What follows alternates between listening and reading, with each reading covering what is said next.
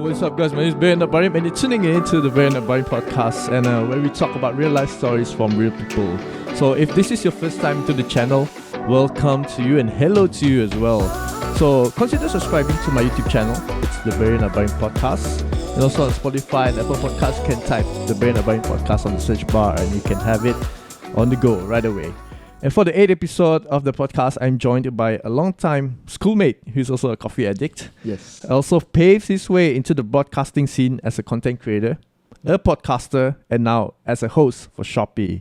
A lot of things to talk about, but without further ado, let's welcome Bryler Tipa. What's up, man? Hey, how's it going, bro? Oh, I like the clap sound too. Nice. Yeah. How are you, man?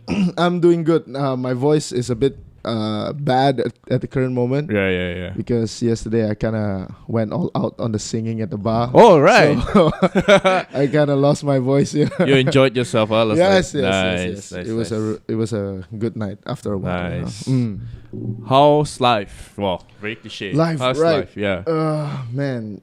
The thing about me is when I start talking about life, I can babble for a go ahead. very long time. But in general, I think things have been great. Mm-hmm. Like, let me just start off with sharing that I don't have a full-time job. Most of the things that I do are all like, you know, as you grow up, job is always the main topic. Yeah. So for me, I do a lot of part-time and freelancing and all that. So, but so far I would use the word rezeki. Yeah. Has been quite good lah recently. So nice. I got that going for me. So I'm quite happy with it. Nice. And also with my own project going on for Amnesia.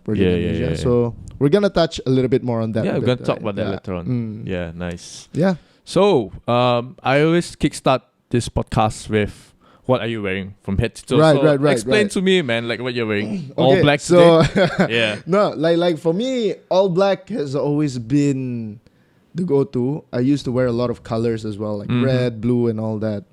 But over the last 2 years, I been actively getting rid of all my colored stuff. Right. So in my wardrobe, you'll only be seeing white, gray, and black.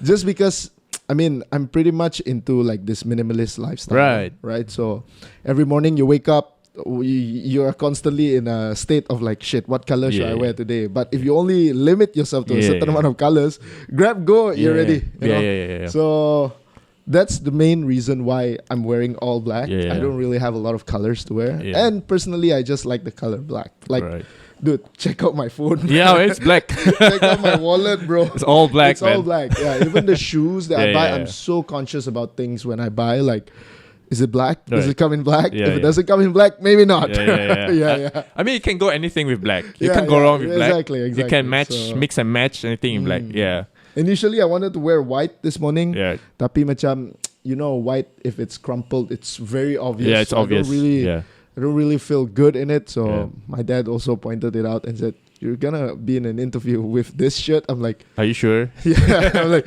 don't shame me, Dad. Yeah. So hence the black. Yes. So hence the black color style. Yeah. You want to talk about the brands or the brand of your shirt? I don't know actually. You don't know? So this one, my shirt, because I just came from KL 2 days. Yesterday actually. Just arrived yesterday, and I didn't pack a lot of stuff.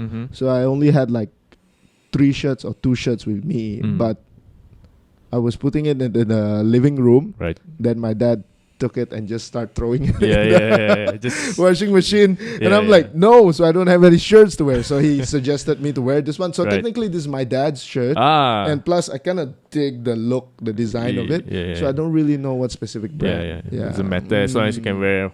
You wear it for today. Yes. Yeah. As long as it covers your body. Yes. Fine. Yes. Yeah. As long as I don't come to this interview naked. Yeah. As long as you're not naked, you're good to go. Then by that point, it's already like OnlyFans lah. Subscribe. All right. So I'm seeing that you have a pot in you. So what brand is that? So this one? Yeah. So this is a disposable AXO pot. AXO. Okay.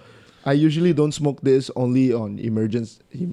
Yeah. Only when you need it. Yeah, when I'm really in need. Because apparently I'm currently smoking nano sticks. Nano sticks, right? Yeah, but most of the Shopee are closed for nano stick, so I couldn't get myself a flavor, so I just decided to go for a disposable. Have you tried Volt Bar?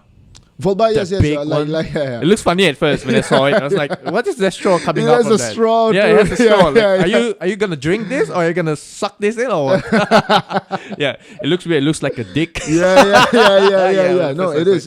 Like, yeah. My brother likes to smoke that a lot, but I myself, I'm not a big fan of the sweet flavors. Right. So what are you into? Creamy and also a bit more of a throat hit kind of guy. Oh, nice. Nice. What's your go-to when it comes to flavors? I just switch actually. For the last 2 to 3 years, I've been smoking NSIG. So NSIG, they have this particular flavor that no matter any other vape that I smoke, I would always go back to that flavor. I don't know what is it called, but it doesn't have a flavor. It's just tobacco, tobacco-ish. So the throat hit is there. But then again, recently I swapped to nano stick because I just find NSIG a bit inconsistent with their device and all that. Right. So now I'm currently on the trial and error phase of nano stick and to find the perfect flavor for me. Nice. So what kind of flavor? Like, let's say you go to a shop now. What's mau beli flavor? Flavor apa yang man? Like, are you gonna ask them for suggestions or just actually interesting? Like, my thought process has always been to like any tobacco flavor stuff. Just tobacco lah. So anything that has creamy tobacco, vanilla tobacco, just tobacco. Yeah, just tobacco. So, I just find something. Like, I stick to a routine when it comes to buying things. I'm not very what do you call that? In terms of flavor, I'm not that an explorer. So I just stick to whatever I know, and then just. Funny enough, when you talk about that, because yesterday I went to this coffee shop in Kuching, and my friend and I we were hanging out. We were buying cakes. Right. And I'm not really a cake person. I'm a person that eats whatever there is. So there are many choices of cakes, but I'm very comfortable with Oreo cheesecake. So I just ordered Oreo cheesecake. Right. And she asked me, so what cake did you take? I took Oreo cheesecake. Then she asked me, why? I don't know. I'm so lazy to choose, there are so many options I can choose, but I choose one that I'm very comfortable with. Yeah. And then she said, oh, so you are a creature of comfort then. So yeah, probably I am. Yeah. I don't want to waste my time thinking, what should I buy, rather than I can just choose the one that I'm very comfortable with. That you know with, that you're like, whatever lah, Yeah, exactly. For me pun, I don't like to go through that. I think like it all goes back to a mindset kind of, when your mindset is going out food hunting and explore, then I wouldn't mind going through all the list. But if we're like, hey, let's go have some cake, I'm like, sure, let's just grab and go and have anything that we have in front of us. So it's all about mindset lah for me. Not necessarily like I would say comfort, but the mindset is like, I want it to be quick, get it easy done with, and just move on. Do you apply that on music as well? Like your playlists? Yeah. To be honest with you, right? Like, my playlist is on a constant rotation of the same music since I was in high school. Hence the pop punk. So I never really. All these later songs, which are Joji, Rich Brian, and all of that, I don't really enjoy.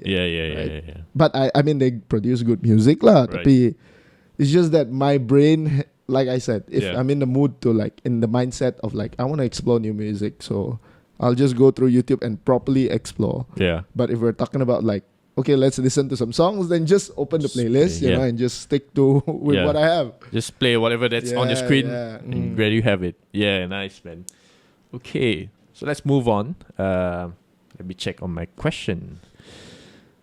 Okay, all right. 3 words to describe you as a person. What will it be? Okay. I think I'm 3 words, right? Character-wise, right? Yeah.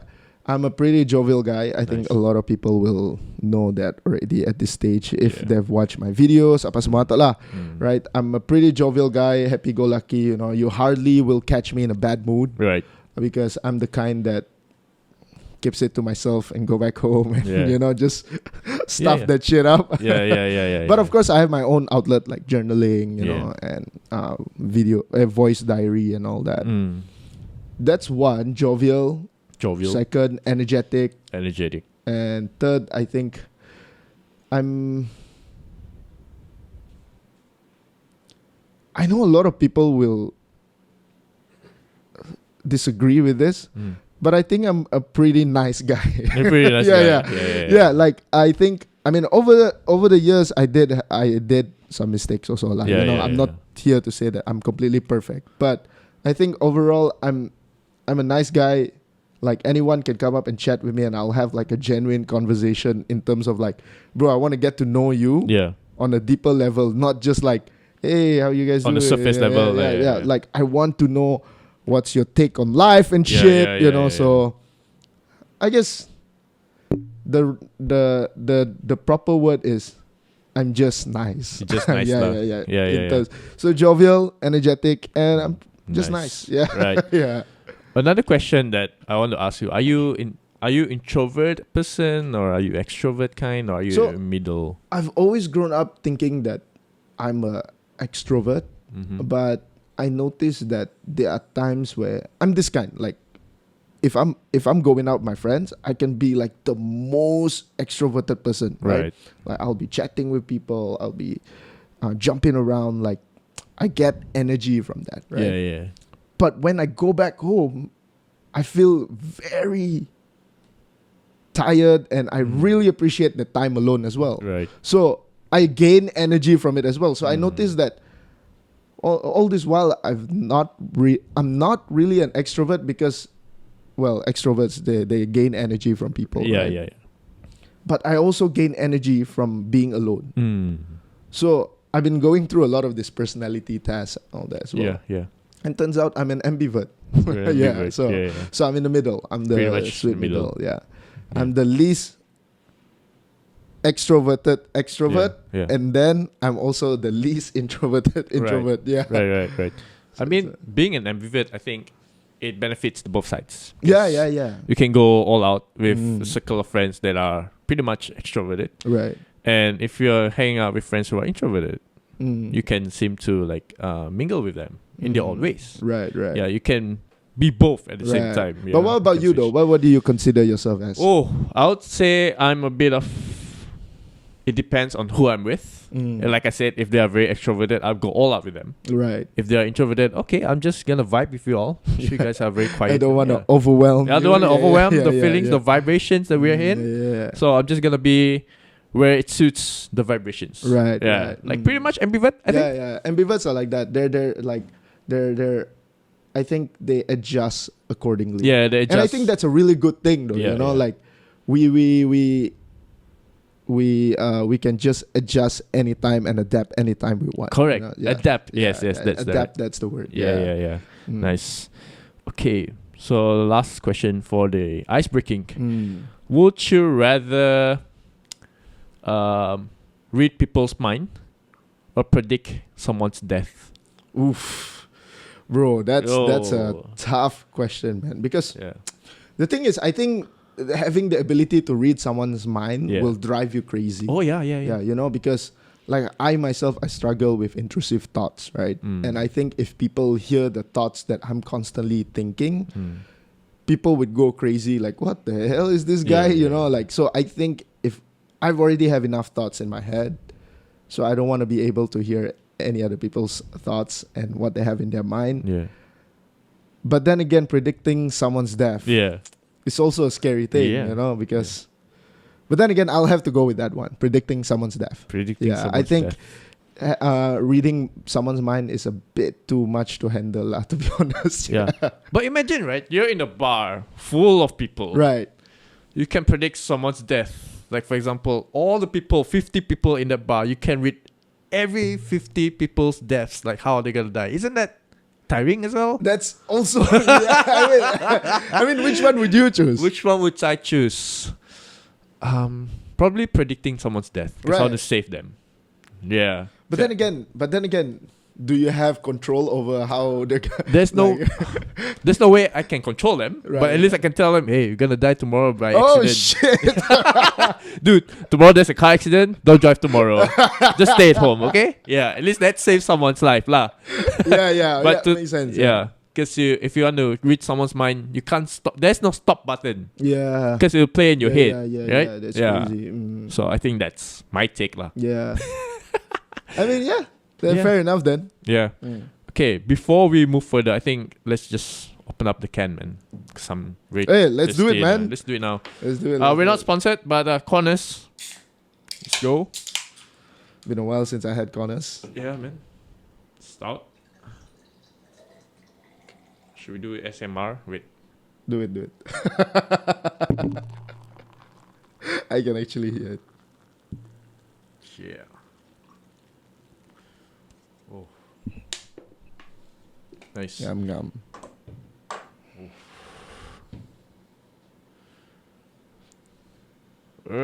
Screw it. Cheers, man. Cheers. Cheers, everybody. Cheers to Bryler To Barry. and to life. Ooh. There you go. There we go. On a Saturday morning. It's 5 o'clock somewhere. Right. Yeah, I like that. It's Yeah. 5 o'clock somewhere. 5 o'clock somewhere. So probably 5 o'clock here as well. Yeah. All right. Okay. Bryler. Right after high school, SMK Batulintang. For your info. What course of study did you pursue and why? So I did. Initially, I think after I was done with school, Right. I actually didn't want to pursue my study, and I decided to go to work for like 1 year and a half. So I entered uni a bit late lah. Took a gap lah. Yeah, I took a gap. So the initial course I signed up for was actually culinary arts. Culinary. Yeah, because my brother, who is a chef, right? Well, I saw him Yeah. doing culinary and he's experimenting with. Just so happened that I was working at an F&B shop and I was in charge of the kitchen at the time. Right. And I thought maybe culinary is also for me because I do enjoy cooking actually. But then so I applied and then I got it, and then I had to rethink that decision because being a chef is not an easy life. Oh yeah, man, you know. it is. Like you are constantly under pressure from your superiors. That's one. Secondly, you're constantly working in a hot, greasy environment. Yeah. So And your I think customers as well. yeah, and your customers, right? And for me, I reconsidered that. I'm like, do I really want to get into cooking or being a chef? And I already got the acceptance letter. Yeah. They said, oh, you can come over and all that. But I gave a few thoughts and I said, I don't think I'm going. So I bailed on that one and then delayed my study for the second intake of that year until I asked for a few suggestions. What do you guys think? And then everyone was like, bro, you have a good voice. You have good communication skills. Try out mass comm. I'm like, Nice. mass comm sounds nice. So I tried mass comm. I mean, the 5 semesters I was doing mass comm, I enjoy every single bit of it because I do feel like that's where I'm supposed to be, like communications, broadcasting, videography, photography, journaling, all of this sounds like something I would do, right? Yeah. So it's pretty much, Nice. I'm studying mass comm in UiTM Melaka, Lendu. UiTM Melaka. Nice. One of the best UiTM out there, by the way. Yeah? Yeah, because I don't know whether you've heard about it, but our UiTM actually got into a big of a trouble because they were doing like an event, which led to this event being sort of like a what do you call that? A frat boys party. Oh, serious? Yeah, we have fireworks, things were getting caught on fire. Oh, shit. Yeah, and then there was a DJ spinning and then the entire podium just like bam, bam, bam, Whoa. bam. And everyone just started tweeting it and then it got viral within the next few days. Like, oh, UiTM Melaka is taking drugs, this and that. But everyone was completely sober, I mean, it's UiTM. It's just that the event organizers were a bunch of art and design students. So when they're art and design, of course, they try to get as creative as they can, right? Yeah. And dude, like I'm from a mass comm side. Yeah. and seeing these people are throwing a better event than ours, I'm like, whoa. Holy crap, man, these people are good. I mean, it's on YouTube. You get to see you get to see a lot of these videos on YouTube. Nice. Yeah, if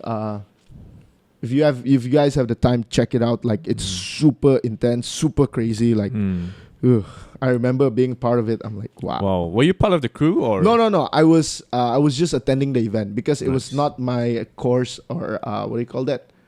Faculty that was involved in it. It was art and design. My faculty, the events are usually like lame stuff. Call in vendors, we're gonna have live performance, we're gonna have vendors, and probably a little bit of student performance, like lame lah. Yeah. Nice. So moving on to the next question. How did you fight the criticism, if any, from your circle regarding your choice of the course? Do you have anyone? The first one, the culinary ones, I did get a lot of criticism lah, because people keep thinking like, are you just trying to be your brother, or is this actually you, right? But then again, I don't think criticism is entirely a bad thing, because when someone criticizes you, you can really look and try to understand what they're trying to say, right? Yeah. Unless they're just full on hating, like, oh, bro, you're such a poser, man. Then that should be a fuel. So how I dealt with it is just usually, like, speaking of criticism, right? When I just started doing the Shopee thingy, I did get a lot of criticism from the videos, comments on Facebook and all that. Serious? I think, like, for me, how to deal with criticism, if I might say it, right? It's just, okay, first of all, understand where they're coming from, Yeah. And then, try to improve whatever they criticize on, and just reply them and all that in a decent, nice way lah. But if their criticism have no, what do you call that? There's no progression to it. Then just reply, hey man, thank you, noted, and that's it. So for me, like, I did receive criticism for the first course that I applied, but then again, the second one, mass comm, everyone just felt like, dude, it's the fucking field for you. That is yours. So go ahead and do that. So I didn't receive any criticism on that. Nice. Let's go sidetrack a bit about the criticism on doing Shopee, right? What sort of, do you receive any hate comments? For the first few ones, yes. For the first few ones, I do get a lot of comments like, oh, look at this host, is trying so hard to be American, bro. No, because the way I speak, it's like, it's how Sarawakians speak. Our English have an accent to it, right? Correct, I don't think I sound as American as people are out there. As a matter of fact, I think this is what Asian English sounds like, right? I think I speak pretty normal. So I do get that people are commenting. One was the worst kind, wouldn't say the worst lah, but the guy actually commented like, yo bro, why you trying to be black? I'm like, huh? What is wrong with you? The problem is in your head, you connected that sound with a certain identity, right? So it's not my fucking problem that you do that.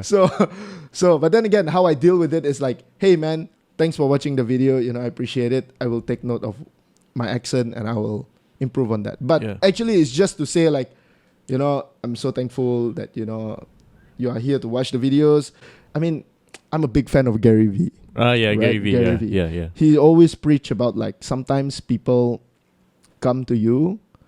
Just imagine it of it like, these people literally spend 12 minutes to watch your video and shit on you and make fun of you, shame you and all that. They must have a really hard life, right? And you have to come from a gentle spot of like, man, what can I do to help you, bro? So it's a bit more of the empathy side, like, what can I do for you? How can I make it better, Because once they start reading that, most of the time they will start thinking like, huh, this guy is not as bad as I thought. I can't seem to remember what. There's this one guy commented on the video, but I replied back in a very nice, gentle manner, and the guy stopped replying. And you really know, like, these people, they don't want nice things actually. Yeah. They just constantly want to be surrounded by bad vibes. You know, even if you come in and say, hey man, is there anything I can help you with? You know, like if you think that my video sucks, what do you think I should improve on? You know, because I would really appreciate your feedback since you have a lot to say about it. So your feedback means a lot. And then they're just like, nah, fuck this shit, bro. I ain't about giving good advice, you know. I'm all this hardcore, you know. Yeah. Macho alpha male. Macho alpha male, and all that giga chat shit, you know. Giga chat. So I'm like, turns out these people just like wasting times and they just want to be surrounded by bad things, I guess. Yeah. I mean, the fact that they're hiding behind the screen, the right? keyboard, behind the but keyboard. like you, for example, I'm pretty sure you've gotten criticism. How do you deal with it? How I'll deal with criticism. First thing I'll do is I'll look at that person. If that person is really worth the criticism, then I'll take it. I'll take it as constructive. Like, oh, you mean good with the criticism. Okay, fine, I'll take it. If your criticism sounds too good to be true, like it sounds more towards you're condemning me, right? But you're doing it discreetly, subtly, discreetly, subtly trying to criticize me. Then I'll be like, okay, thank you for your comments, but I'm just gonna go left side ear comes in and comes on the right side of the ear. I'm just gonna listen, but I'm not gonna take notes. But it depends on how you take criticism as well. Like, of course, you can't run away from criticism. Definitely, can't run away from it. So the best thing I think for me, what I'm doing is that, okay, whatever.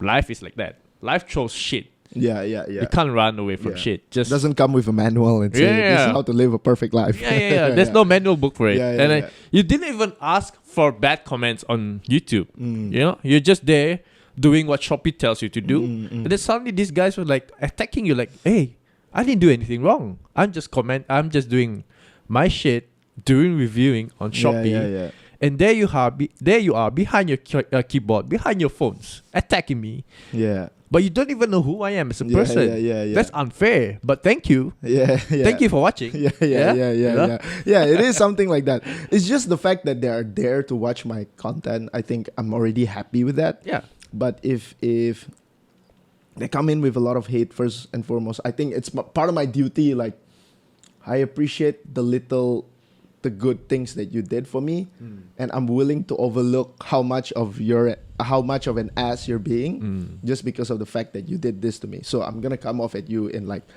really proper manner first. But if it's hopeless, then I'll just bail. You know, there's no point having this negativity within the audiences that I have. Yeah. Which reminds me of an interview or a podcast or a video on YouTube that I watched a few years ago. Justin Bieber. He was being criticized many times, especially from men. But then again, you start to wonder, he's rich, he doesn't disturb you, he minds his own business.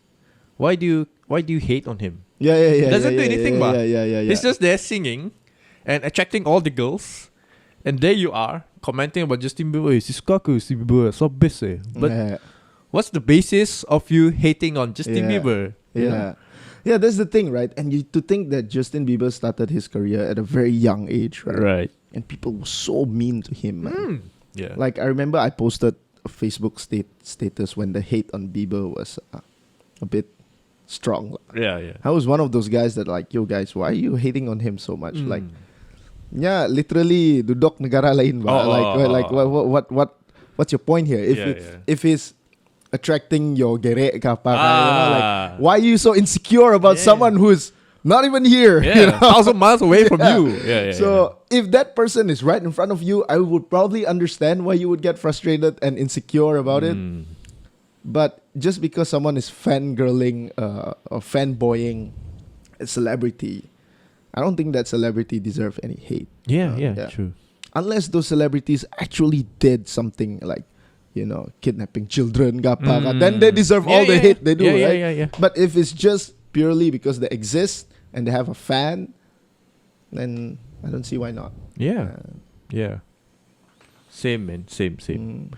Okay, enough of Justin Bieber. Yeah. Let's go back on track. Yeah.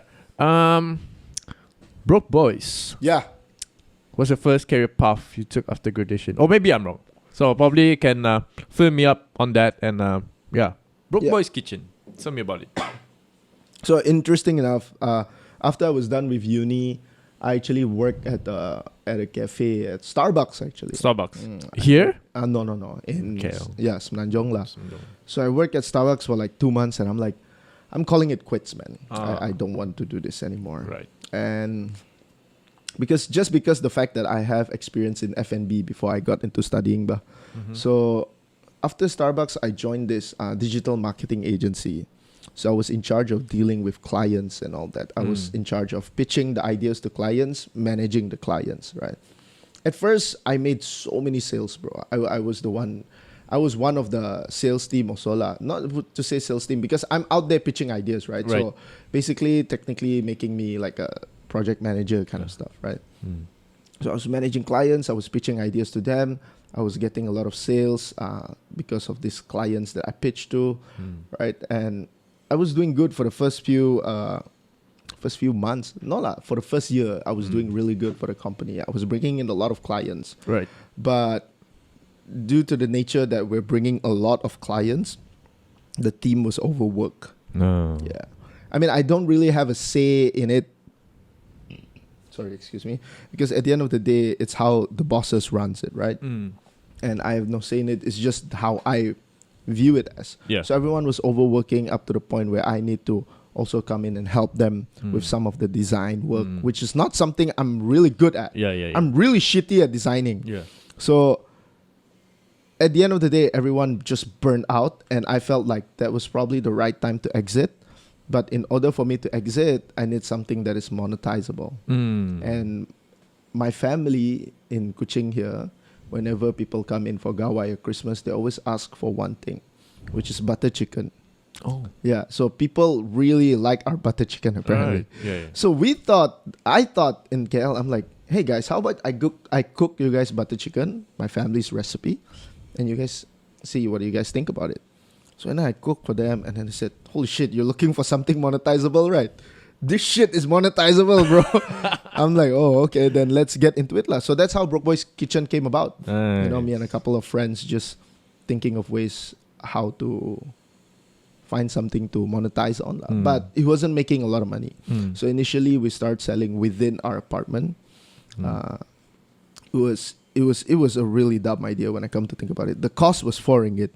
We were selling it at 6 ringgit 50 cents. Oh. So memang sira untung lah. Sira untong. Yeah. And then after that, we reworked the price a bit. We started selling it at 10 ringgit, which is pretty affordable for KL price. Yeah. So it's pretty affordable. So we were doing good when we were selling it at 6.50. In a sense, the amount of orders that we get is like 100 packs per day, man. Ooh, yeah, nice. so that's a lot. 100 packs per day, which is 6 ringgit 50 cents. You're already getting 650, right? So times that by 5 days, working days. That's how we view it. Like, oh, actually we're making money. But then again, after counting, like, cost dah 4 ringgit, more than half of our selling price, right? And then may orang pun gaji, you know, not me lah, because myself, I see myself as I know what I'm getting into. So if it takes me to eat butter chicken for the rest of my life to run this business, I'll freaking do it, right? Yeah, by all means. Yeah. But other people are also helping us at the time, you know, like a few housemates of mine and all that. So I'm like, how do we pay these people? So we managed to get an investor in. Right. Managed to get an investor. They gave us a certain amount of money, and then we used that money to move to a location. We moved to a location from Damansara to Subang. Then when we moved to Subang, it was also a pretty bad idea. I don't know whether you're familiar with Subang, kasi. So Subang, they're well known for their butter chicken. So okay. I'm not only moving there for good market. As a matter of fact, I'll be competing with monsters like Jibril. They serve really good butter chicken. Good old classic from the Subang community, Gold Chilies. They also sell good butter chicken. And next to Gold Chilies, I forgot, there's this mama that also sells butter chicken, which is pretty good as well. So we literally came into a market that is already there, you know. Established. We know that the people there likes butter chicken, but we're fucking competing with someone who has nostalgia, you know. Yeah, you're like the newcomers coming into the old turf. So we thought that, I mean, we got people saying like, dude, your butter chicken deserve more love, man. You know, what the fuck are people still heading over to blah blah blah and this and that. I'm like, I mean, I'm happy to hear that, but it's mainly because of the nostalgia thing, right? Gold chilies have been there for a very long time. Yeah. People like it. So whoever grew up in Subang will naturally would want to go to Gold Chilies because of the nostalgia. Right. Like us with Kolok Mi. Like us with Sunny Hills. Yeah. Sunny Hill ice cream. Yeah. So it's all for the sake of nostalgia. So we can't outcompete that. Yeah. So at the end of the day, we burned out for Broke Boy's Kitchen. Technically, I burned out. Can you imagine? Like I was dealing with the video, the photo, the social media. I was the one cooking also. I was the one constantly going in and out, meeting with these vendors and all that for events and all that. So up to a point where you just feel like, shit, maybe I don't have the mental capacity for this shit, man. It's F&B in its own is already a hard line to go in, right? Yeah, it is. But not only you're doing the F&B operations yourself, you are also thinking of it from a business perspective. Yeah. Right? And completely burns you out. So it's just like, shit, let's just call it quits, man. Maybe we're going to put it on pause. We're going to stop selling and see what we feel about it. And then after that, I went back to digital marketing. And after digital marketing, it somehow bring back bad memories all over again. I'm like, oh shit, I'm overwhelmed with this shit. I cannot deal with it anymore. So I quit and I joined a cafe. So, I joined a cafe called Rage Coffee. But we're going to talk about that. Yeah, we're going to talk about that later. Yeah. So, that's how it came about. Right. So, which came first? Rage Coffee or Renegade came first? Renegade. Yeah. You got the timeline right, actually. Yeah. So, Renegade. So, when I was in the agency for the second time, I had an idea to my boss. I said, hey, you know, podcast is a really big thing now, right? Like, especially in America and all that. In the Philippines also, surprisingly. Yeah. And we thought, like, maybe we should try to do something that revolves around podcasts. And then I was brainstorming all by myself. Right. And I told my boss, how about we reach out to clients to come over to our show as guests, and then we talk about their business, and God knows how that would maybe connect us to the clients, right? Yeah. And then we approach all these business owners, you know, and all them, got them to the show. That's how it came about. So I reached out. My boss at the time told me, hey, I know this guy from Renegade Radio. You should go have a meeting with him and see what he has to say about this pitch, because he has the equipments and all that. Right. Yeah. So we went to meet Calvin from Renegade Radio. Shout out to him. Shout out. Yeah. So we met Calvin, and then Calvin said, this is a brilliant idea. Let's proceed with it. So we went to do it. The podcast, and the first few episodes was amazing. Like, I mean, all the episode, I always come out feeling like, shit, I've learned something new today. Yeah. And Rage Coffee just happened to be one of those guests. And I was talking to Rage Coffee, and, you know, I really liked their whole concept idea and all that. And after that, I felt overwhelmed with my work at the digital agency. Right? And then I'm like, shit, what do I want to do now? Because the only prior experience I have other than digital marketing is F&B. So I'm like, shit, Rage Coffee, barista, maybe I should try to enter that thing again. Because I did try barista at Starbucks. It clearly didn't work out for me. Yeah. But we know in a more independent cafe, they're different. Yeah. Not like commercialized Starbucks. They have a system and all that, right? Yeah. So I went and tried. I texted the boss at the time. I said, hey, man, do you have slot for like barista? And she's like, we're always hiring, man. Come join, meet my operational manager and talk to her and see how it goes. So I talked, chat. And I think working as a barista at the cafe at the time really reset my mind a lot. Like, dang, I can actually do something pretty simple as this, but then again, still have the mental capacity to work on things that I actually love, like my vlogs, my videos, you know, my game and stuff. So, like, yeah, I think the barista part is and plus in KL, you can actually earn a certain amount of money just by being a barista. Oh. Yeah, you have to build your portfolio, credibilities and all that. Yeah. I see. You need to have the looks too, you know, Yeah. you need to be wearing white shirt with tattoos. Oh, yeah. With the chains and shit and pouring latte art. Yes. And your PR skills as well. Yeah. Nice. I think that's what coffee goers would like to see, you know. People in white tees and tattoos. If you have tattoos, it will look nice on you. Yeah, it look nicer when you pour. Yeah. Because when someone, a barista specifically, barista barbers lah for me. Barbers as well. They need to have that style. Yeah. I know of a barber here in Kuching. Shout out Gary. He has tattoos. He loves tattoos. Right. And then he loves Incubus, Brandon Boyd. He likes Brandon Boyd. So I see him as one of the best hairdressers here in Kuching, I'll say. Because he has the style. He has the swag. I think I know which guy you're talking about. Does he have like earplugs and all? Yeah. Gary Abraham. Yes, it's my friend's cousin, I believe. Nice. Yeah. So I do agree with you. He has that style, you know. He has that tattoo and all that. Yeah. Shout out Gary Abraham. All right. So what sort of feeling came over when Renegade Radio asked you to be, hey, come and join us as a host? Yeah. So like I said, initially we approached them. I always knew I had talking skills, right? I always knew that I have communication skills, excellent communication skills. Right. I always knew how to gauge with people, keep it interesting, keep the conversation interesting, the tonality that I speak in, you know. Correct. So I've always known I had it in me. It's just I don't have the right platform to do it. I didn't know the right connection. I don't have the platform for it. I don't even have knowledge to whatever you have in front of you right now, right? Seeing you constantly adjusting while we're talking. I'm like, I still have no idea how it works. Serious? I still have no idea how it works. It's easy, man. So like when they said maybe you should be the host, I'm like, this is the moment I've been waiting for. Yes. I'm the guy, man. so I was really happy with it, lah. Like finally I can utilize the skill set that God has given me. You know, like, amen. Hey man, you were born with a nice voice and a nice speaking skills. Do something about it.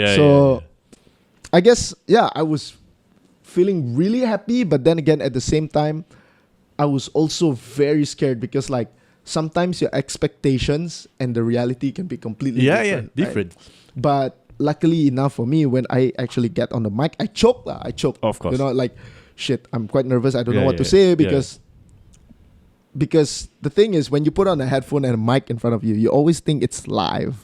You know what I mean? When you think it's live, you're afraid that you might screw it up. But then again, my producer, which is Kevin, he kept telling me like, don't worry, we can always...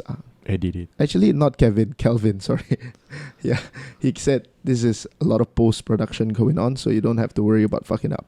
Correct. So I'm like, okay, all right. So I was really happy to be connected with a really good producers like Kelvin and his team.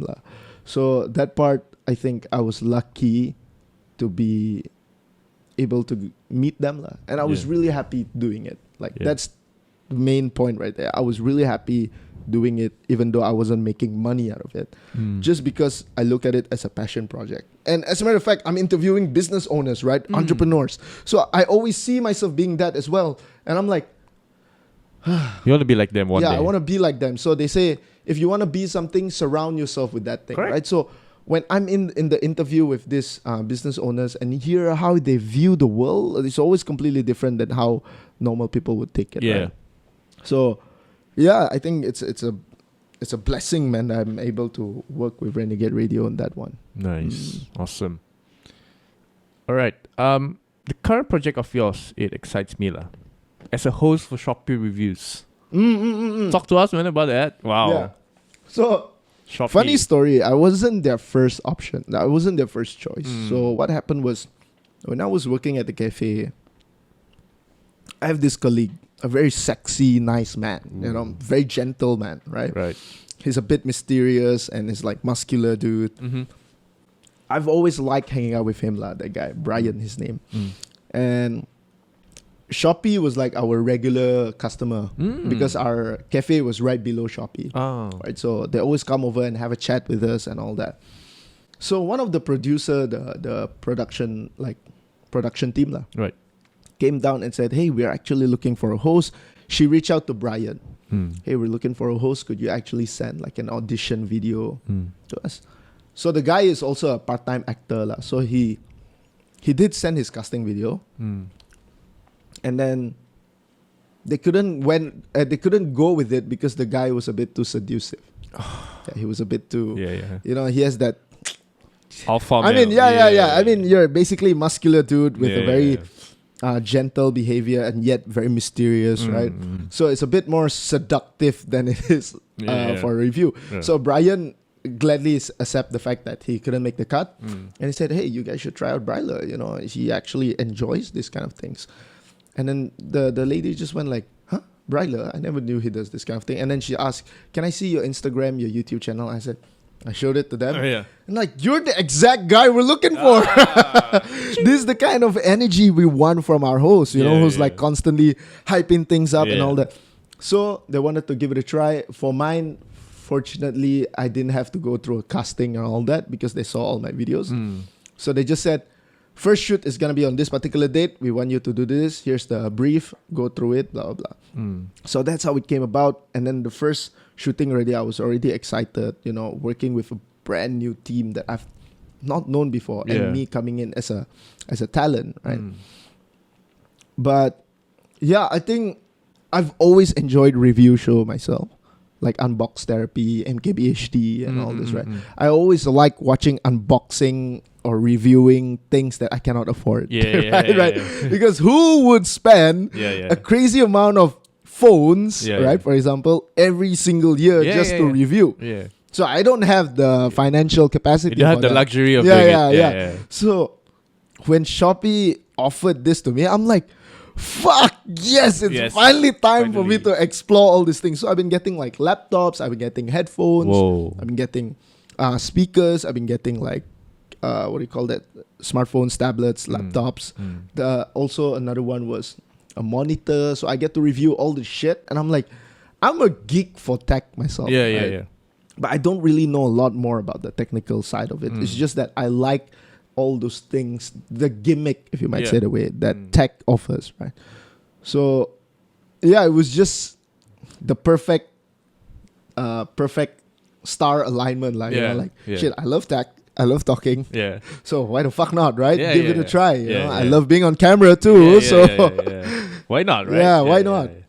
So talk to me about a life as a reviewer. Like, do you actually sit down with that equipment for 1 week or how do you do it? So Shopee usually give me like either 2 weeks to 1 week, but it depends. Sometimes the product couldn't arrive early, so they could only give me 3 days. So within those 3 days product that I only have time with me, I really have to cram shit up, you know, like properly do the studies about it. As much as they prepare the brief for me, they always say like, what they always do is they give me the product, give me the brief. Here are some of the points and examples that we have come up with, and you just go through it lah. So I would go through all of that, but I always take the initiative to actually study something about the product that is not within their brief, you know? Right. Because if you could have multiple intakes from different stuff, it will be a lot more of a better presentation lah. More input. Yeah, more input. So I always get like 1 week, sometimes 2 weeks. The most I had was 2 weeks lah, with the product, and then I bring the product back to the studio and do a review on it. In studio lah. You don't bring it home and demo. I do bring it home. I do bring it home. So like small stuff like phones, tablets, headphones. Obviously they would bring it back to me lah. But I think there was one I didn't bring back home. So that one, it was more of a hands-on experience review kind of stuff. This is the JBL speaker. Oh, nice. Yeah. Soundbar actually. Soundbar. Yeah.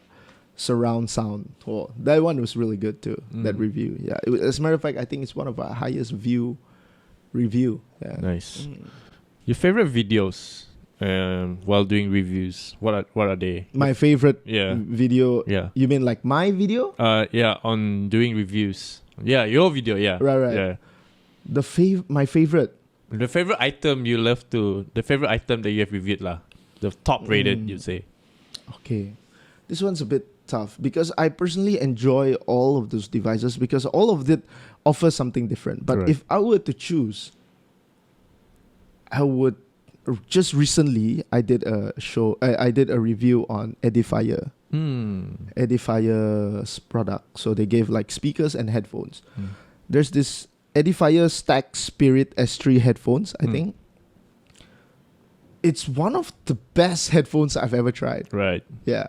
It's really good. So because usually what do they call that? I don't know whether you know a lot about headphones, but you know there's dynamic drivers and also there's another one. Active noise cancellation? No. Not that. There's another one. I forgot the term of it. Yeah. But this headphone was specifically designed for people who are in studio, you know. So you hear what you are monitoring. Yeah. So people who are in the studios for podcasting or music recording, and I don't see it when you have that such of a good sound crisp to it. Yeah. I don't see an issue with it being used as a media consumption, gaming, because it sounds nice already in my ear, right? Especially for like acoustic music, right? Yeah. And I'm like, I'm very impressed with this headphone right now. And I think that's by far, I would say, the best product I've reviewed. Of course, there are some, also there's this gaming laptop that could actually work as a PC. Right.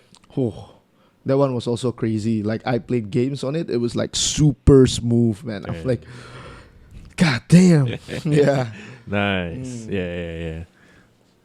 All right. So let's move on to the next question. Let's do it. Project Amnesia. Let's talk about it. Yeah. Okay. So Project Amnesia started off as it actually started at 2017. Long time but ago. 2017 we called it Project Amnesia as the event itself because it's only gonna be an event. We didn't have any idea how it's gonna work. Right, so we did a party at the time, 2017, 2016, you know, hip hop was the shit, you know, purple Lamborghini, trap step and shit. Yeah. So we thought like, shit, let's do a house party. We play all this hip hop and trap music. So we did it. We managed to garner about 40 to 50 people. It was a house party. We served drinks on our own. Here? Yeah, here in Kuching. Yeah, we did it in a, what do you call that? We rented a space, a private property actually. So we did it there. And after that first project, everyone was like, yo, dude, we need another one, man. We need another one. And we're like, I wish we could. The reason why we can't do another one after that was because we weren't making money out of it. The initial idea was to come up, to make money out of it, right? Because it was also inspired by an event that a house party that me and my friends in KL did back in 2017, 2016 or so. That one was insane because cops actually came and raided us. So initially we wanted 200 packs to come. 500 came. Whoa. So it was overloading the space. Neighbors didn't like it. Yeah. Everyone was there. They called the cops on us. And then the cops came. So I thought like, shit, this is pretty epic. But luckily on our side at the time, there's a lawyer who's there to oversee things. Yeah. So we were so happy. I was so happy to see like, this is fucking awesome. I want to do this in Kuching as well. So I tried it out. But it didn't work because the thing about Kuching people, they're very different than KL people. You know, people in KL, they don't mind doing anything as long as it gives them a good time. But people in Kuching, they're more of like, I'm down for a good time, but I know where to get my good time. So you don't have to tell me where to get it. You know, I know I will always have good time. So I can go to a bar, I can go minum at kaki lima, you know, minum tepi jalan, you know. I will still have a good time. So we, as someone who is organizing it, really have no say like, hey, you want to have a good time? So we have to think of ways how to make it sound a lot more appealable to the Kuching crowd. So we use the word house party. So we invited house party and all that. They're invited. And then we got 50 people and then people wanted more. So we thought, oh shit, maybe we should do more. But because we weren't making any profit out of it, we can't. Right? So I've been thinking about it day in, day out. Like, when is the next Amnesia coming? When is the next Amnesia coming? So earlier this year, I actually was doing like, I was listening to music on YouTube and I noticed a lot of the new artists are approaching more of this pop punk sound, sound, right? We're talking MGK, Avril Lavigne made a comeback, Mozart, you know, Jaden, and all of these people are making this sound again. I'm like, is it finally time that these musics are making a comeback? And then When We Were Young festival too, right? actually, I had that idea before even when we were young there. But who would believe me when I say that now, right? So I've moved on past that already. So, and I approached 4 of my friends. I said, I think it's time for us to make another Amnesia, right? So initially we wanted to call it Project Amnesia Emo Edition. And then some of my friends just went like, why don't you just call it Black Parade by Project Amnesia? I'm like, you fucking genius. Let's fucking do that. You're the man. So we went with the name Black Parade under Parade. Project Amnesia. So Project Amnesia is the organizer. Okay. Project Amnesia is the organizer. So Black Parade is the event. So we're not only trying to play like every year. What I envision it to be at the moment is every year we will have one Black Parade. You know, it's an annual thing. You know, from time to time we need to unleash the younger emo self. Right? So we're also considering of doing like the 90s theme party, you know, or hip hop, stick to hip hop also, even things like a bit more traditional. So we're looking into multiple types of events, but the overall ball game here is like events lah. We want to get into events, I see. That's Project Amnesia. Nice. Okay, where do you see yourself in 5 and 10 years from now, Bryler? I could say a lot of things, man. Where do you envision yourself 5 years and 10 years? I always see myself as this guy who document his life. I just want to go around with a camera constantly talking about me living my life. Reason being is one of the many message that I want to share with people is that life is not always awesome. And the reason why I want to document that is to share with people that there are ups and downs in life, right? But going back to what you were saying, I sidetrack a bit now. It's okay. Yeah. So where do I see myself within the next 3 to 5 years? Vlogging is definitely what I really want to do. Events. Yeah, man, content creation in general. Creating in general is what I live for. Be it creating events, you know, creating videos and all that, creating podcasts, you know, documenting my life and all that. So, yeah. I don't know what's the exact career word for it, you know? But content creating, That's how you envision yourself to be in the future. Nice. Okay, because I remember this, right? You had your fair share of problems while recording during COVID. I saw that you were covering yourself in blankets just to get a nice sound.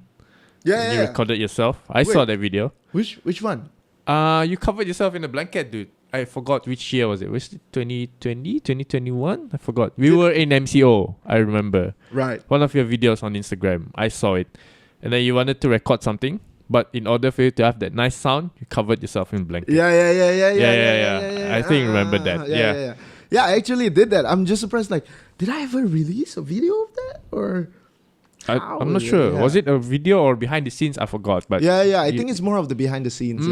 Yeah, I saw that. Yeah. And then probably that is one of the things that you faced during COVID-19. So talk to us through, man. Like, how did you fight the anxiety, especially in content creating during COVID?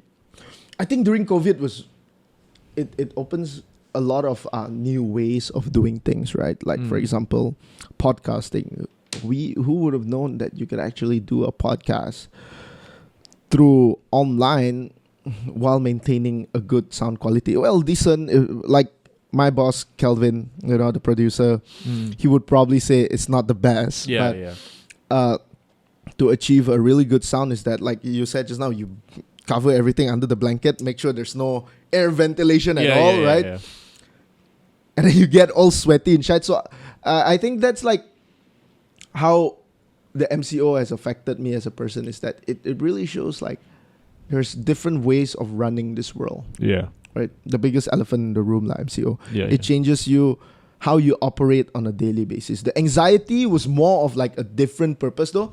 Like for me, the anxiety comes in from a health perspective. Like I keep thinking that I might get COVID. So that's where most of the anxiety is coming from. But in terms of content creation, I didn't struggle with it. As a matter of fact, I've always wanted a more time at home so I can constantly brainstorm on what things to do. And I think that definitely helped to a certain degree. At that time, I was making... During MCO, I think I've come up with multiple types of contents. I wrote songs. Oh. Yeah, rap song, actually. Rap songs, huh? Yeah, I wrote songs. And then secondly, I tried to play the bass guitar. Yeah. And... Yeah, I saw that actually. Yeah, and I'm like, shit, he still plays, huh? Yeah, I play bass. Yeah. I still play. Yeah. And then also the podcasting part as well, covering myself with a blanket. Also tried streaming on Twitch. Oh. So a lot of things came in along the way thanks to the MCO. The blessing of the MCO is that I finally try out things that I could get into. Music, streaming, podcasting or vlogging, whatever. So I'm like, it's not that bad after all. But most of the anxiety just constantly comes from like, that slight tickle on your throat and you're like, shit. Cilaka, COVID. Is COVID? Is this the time? Am I not COVID? Catch COVID before? Yeah. I was a COVID positive. Oh. This year, if I'm not mistaken. Yeah, this year. How did you get it though? How did I get it? I don't know. Well, I think I know how I got it, but skip it off track, off record. I'm gonna tell you how I got it. I got it. But how I managed myself during COVID-19 positive as a positive person. Sitting here in the room, staying here for 1 week, it's boring, man. Yeah. You don't have the freedom to do things that you've used to do. Like me, I love to drive. I love to drive around, be it around Semarang or down further to Kuching town. Just grab keys and let's go. I'm just gonna drive. But since I'm confined to do that, so I don't have the luxury of driving. But I have one luxury that I've not been getting for so long. Time. Right. Yeah, you have all the time in your hands. Yeah. You have all the time in crazy. your hands. Yeah. So when you have all the time in your hands, all the time in the world in your hands, you're like wondering, now what should I do? Should I content creating? Should I rewatch back all the Netflix series that I've missed out a lot? Should I read books? Should I do this or do that? The things that I wanted to do for so long, but I couldn't do it because of time constraint. Yeah. But now that I have all the time in the world, let's give it a go. Just give it a go. Yeah. There was one thing that I did not do for so long, but I managed to do it. I did a bass cover. Right. Yeah, bass cover of 2 songs lah. One of it is Dua Lipa's Don't Stop Now. The bass is catchy, by the way. I love that song, and I did a cover of that.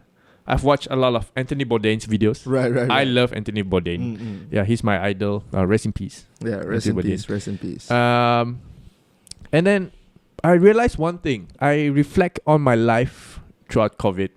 And then one thing that I've often mislooked a lot is that the presence of my parents. When I'm staying here in the room, I miss my parents. I didn't see them for 7 days.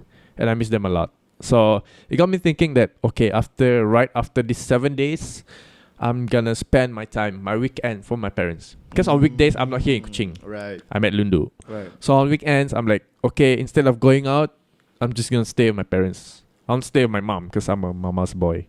And I love to hang out with my parents because, just bonding with them. Yeah. Patching up things. Yeah. And also, it doesn't cost you money. So yeah, that's the thing, right? Like about this whole MCO and COVID positive stuff. I think it really shows the kind of things that you can do despite being in a spot where it doesn't allow you to do things. You know? Especially living in a digital world. Right? Yeah, you are allowed to try as many things as you can. Correct. Without even needing to leave the room sometimes. You know. Correct. Yeah. And I think that's the blessings of the COVID. To be honest, like that's my take on it. It definitely opens up a new realm for some business owners. Open up a new realm of revenue, like deliveries and shit. You know, somehow every shop knows that delivery is an option now. We can do deliveries now. Yeah. Even someone that sells light bulbs, are doing delivery at the time, and you're just like, I can do that too, you know. It's an eye opener to a certain degree. It opens up opportunities they never thought of. Yes, exactly. Right. It forces you to evolve. Yeah. Because if you don't evolve, How you gonna cari makan, man? Yeah, exactly. Yeah. So the last question for segment 1 of with Bryler. After listening to your stories, what sort of messages or word of advice would you throw to people who wants to be like you, or perhaps wanting to give mass communication a shot, making their dreams come true? Because we were talking about this when we had our Zoom meeting, right? Right. We were wondering, is this the type of life that I want to do for the rest of my life? Where we were scared of telling people, hey, I want to do mass comm in high school, because you're scared of the criticism. Yeah. You're scared of the people telling you, hey, boleh cari makan kah you do mass comm? Yeah. Nasi kau tahu jadi mass comm. So best kau depan TV, depan microphone.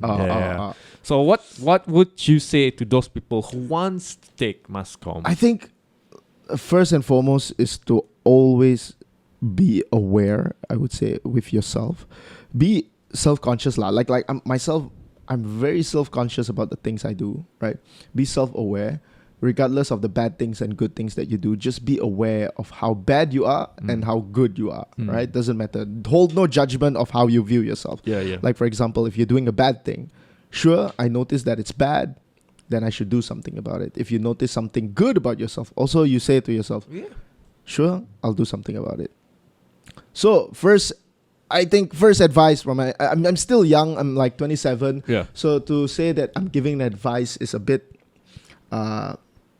I find it really hard to say because I'm not complete with life itself. But so far of this 27 years of living, if I could give an advice, be self-aware and willing to work on your flaws and also your advantage. You know, that's it. So if you notice that you're good in front of the camera, you're a social person, you know, good behind the mic and all that, by all means, give it a try and see what are you lacking on that particular part. Invest a lot of times in learning how to, you know, work on it. Yeah. Like I just did a short video on Renegade Radio actually to share with people how I overcome the fright behind the mic and also the camera. You know? Yeah, I saw that. Which is, those are some of the things that I'm what do you call that? Practicing on doing it? Yeah. Habit? Like those are the kind of things I would want to point out here. Like, you know, the fact that I know that I'm good behind the mic, but at the same time I have my own flaws. Things like, okay, you know, all that shit. Yeah. When I first started the podcast, I was using a lot because I couldn't think at the time. So I constantly try to work on it, right? So that's a perfect example of like being self-aware and constantly work on your flaws and your advantages. Correct. So yeah, that's basically if someone wants to pursue the same line as this. It's just that's as simple as it gets. Practice a lot more on the mirror also. Yeah. Do you do that? Do you talk to yourself in the mirror? I to be honest, once after watch your video, right, then I'm like, okay, let's give it a go. Probably it works. Then I talk to myself in front of the mirror every day and every night before I sleep, and just to give myself a motivation. A motivation. To keep yourself going. A pep talk. Yeah. A word of advice to myself, like you do to your friend, but this time you're doing it to yourself. Yeah. Like, hey Barry, today is gonna be a new day, so kick ass, and you know you can do it. Then after That's exactly how I do it, right? And then after the whole day, after you get home and you brush your teeth, like, what a day, huh? Yeah. Let's do it again tomorrow, shall we? Shit. Do you fist bump me too? Fist bump myself, man. Yeah, exactly. That's exactly what I do. I fist bump myself in the mirror. I'm like, let's fucking get it, bro. Let's do it, bro.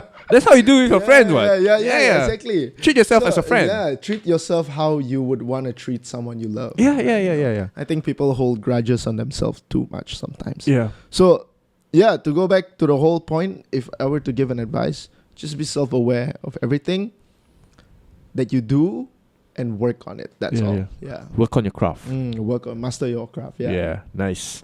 So that's the end of segment 1 with Bryler. The next segment will be Not Gonna Lie. And he will be manning the whole thing. And I'll be on the hot seat getting questions asked by people from Not Gonna Lie. And he's gonna ask questions. And I'm gonna deliver all the answers and or thoughts that people have shared. I'm Not Gonna Lie. So see you soon. Check it out. Later. Bye.